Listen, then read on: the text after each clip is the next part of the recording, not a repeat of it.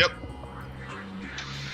Alright, in the top right corner of Match Point 2.0, your red Terran player, we have Kireak. Woo!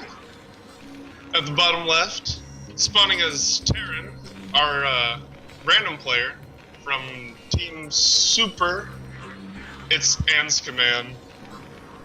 Right. Which I totally dig that name. It's not easy to say. No, definitely. Anzkiman. Let's just call him Anz, or Anski. I just call him Anski. It sounds better, it sounds cute. Like a dog name or something. I don't know. No, I get what you're saying. Like how I always call Moxie Legend just Moxie. Yeah. Oh, way cuter. Yeah. Legends aren't that cute. Legends are like heroic and powerful. Yeah. But Moxie, I mean, that's pretty cute. So, Match Point 2.0, I've seen some pretty cool TVTs on this map. You do have a 0 elevation changes from your main to your third on this map, which that third is mineral only, so you'll see a lot of players actually choose not to go for that third and take their third somewhere else. Terran players, though, usually going to be taking that as their third, at least if they're going to be going mech. Do have this cute little mineral patch here that can be used as part of your wall off that you can then mine out later, which I don't know if I've like ever done actually because I'm lazy and don't want to have to remember to do that later.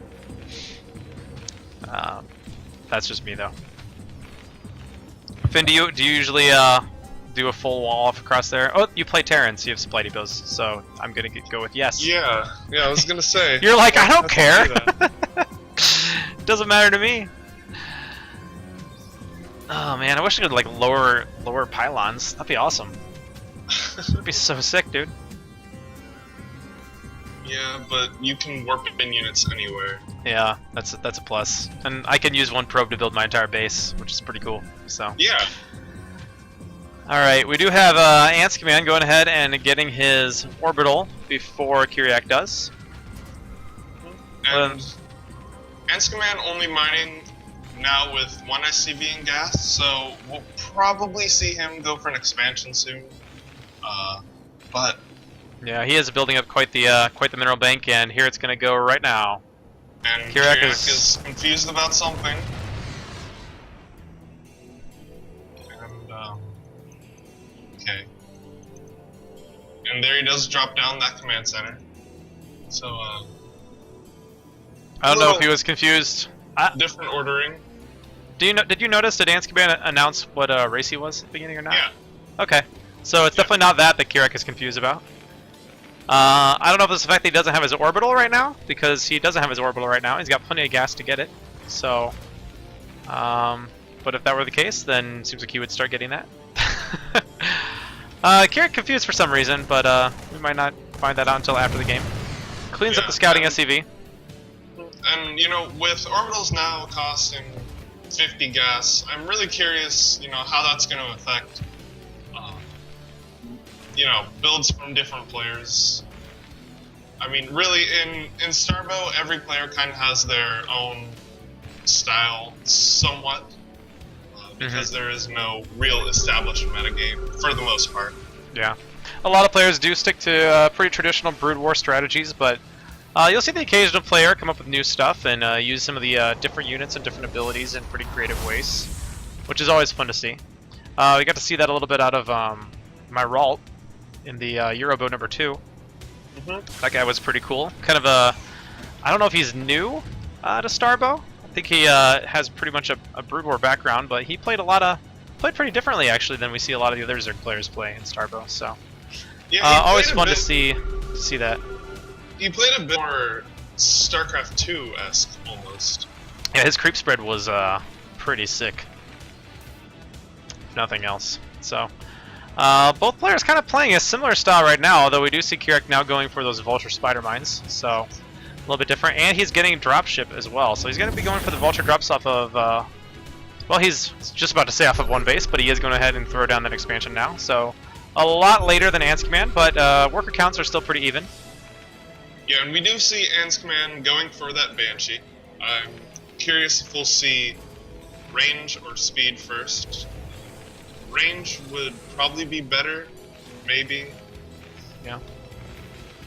There's a dropship out for Kireak, so it's pretty safe to say that he will be going for vulture drops. Oh no, and Kireak wasting an overcharge there with the supply block. So that is unfortunate. You know, he wants to get up to 4 vultures before dropping, and this is gonna put him behind pretty far. So on supply block now, that 3rd vulture will start, but could be well on his way to Anzkiman's base at this point, had he not suffered from that supply block.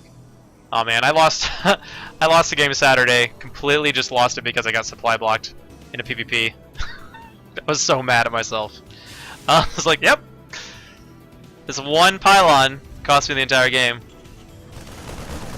Because he went for a pretty strange kind of just like really early push, and I didn't have units. And so I went to Chrono Boost units, and they didn't come out. So this Banshee is going to be getting into Kireak's main here, but Kireak does have Marines here. Anzkiman cloaks. He's going to try to take some out, but the Marines should be able to engage the Banshee now. And loses 1 Marine. Other than that, hasn't lost anything yet. A little bit of health on some of those Marines, but that's it. I'm curious how much the vultures will do, but he does clean up all of the Marines, and now he'll be able to wreak havoc on this mineral line until this Viking and Goliath combo comes out. Yep. But he might be able to escape. The Viking does actually get rallied away from where the Banshee is, unfortunately. And the Goliath actually wanders down to the natural. In the meantime, SCVs are being lost at an astounding rate. The vultures are down now. They are laying down a few mines. We'll be chasing down these SCVs. Unfortunately, tanks are pretty good at cleaning up vulture mines.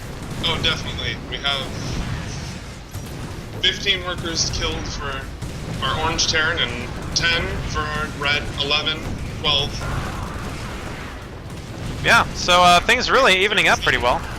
But in the meantime, Anzkiman actually has been building more SCVs. So despite killing similar numbers to each other, Anzkiman has a astounding worker lead on Kireak right now. So Kireak's going to go ahead and use that SCV call down. He's going to start pumping out SCVs from his command centers here, try to catch back up. And I'd like to point out the natural of Anzkiman was completely untouched throughout all of that harassment. Yeah.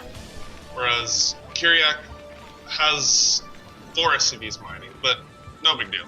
Yeah, but that simply comes down to not building enough SCVs, honestly.